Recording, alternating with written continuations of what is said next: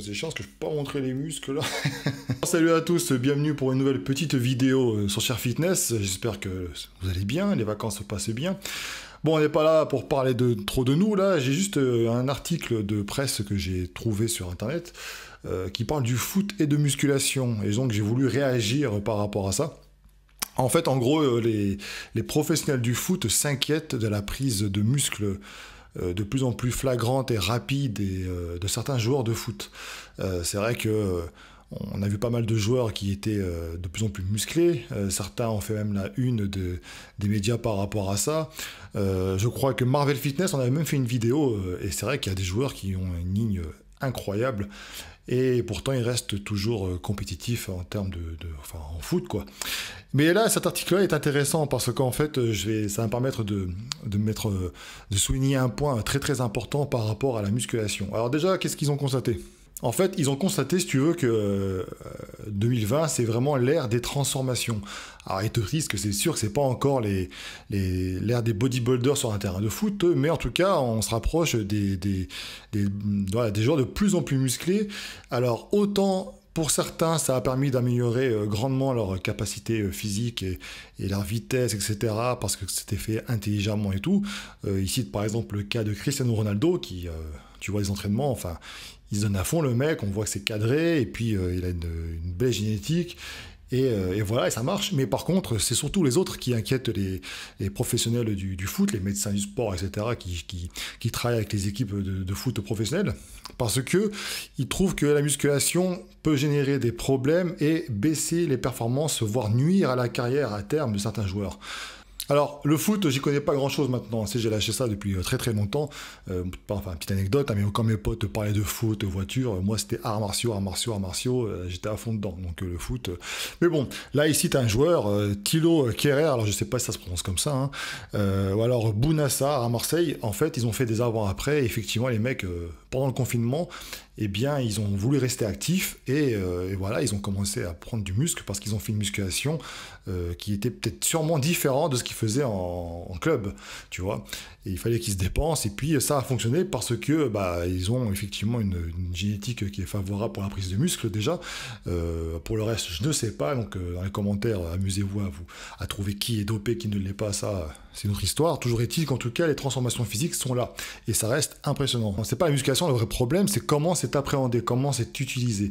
Là, ils disent que maintenant, ça fait 5-6 ans qu'ils utilisent des capteurs, des GPS, des machins pour mesurer la pression et tout. Enfin voilà, c'est vraiment très très cadré, scientifique. Enfin, ils ont des protocoles de ouf pour être bon sur le terrain, améliorer ses performances sur le terrain, encaisser un peu mieux les chocs, être plus endurant, plus rapide, plus explosif, etc.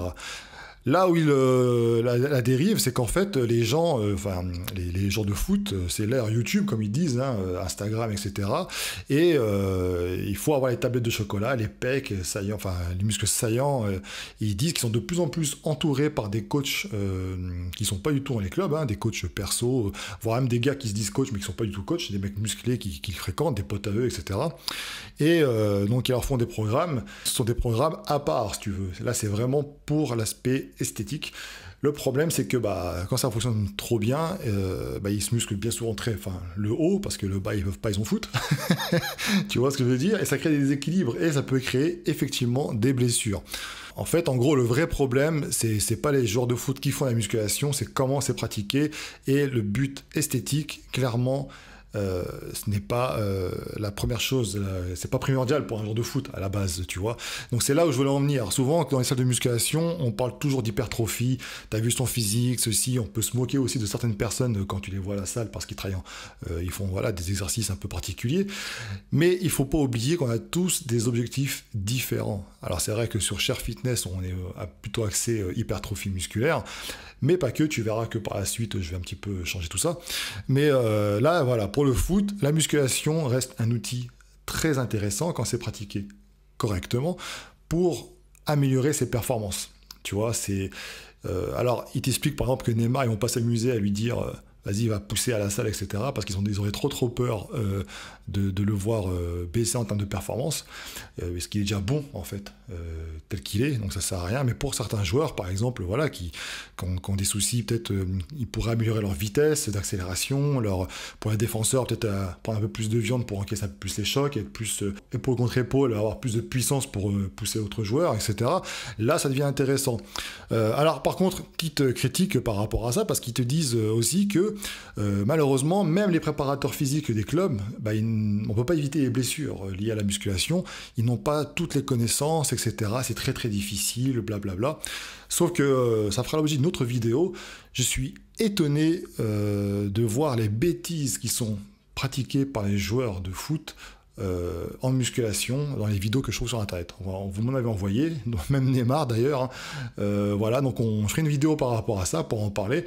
J'essaierai de récupérer des avis de personnes qui côtoient le monde du foot pour avoir des explications, mais moi je m'attends à voilà, des joueurs, des équipes qui brassent des millions et des millions par mois dans les préparations et dans payer un staff, etc., avec des technologies de plus en plus pointues, etc., pour améliorer les performances.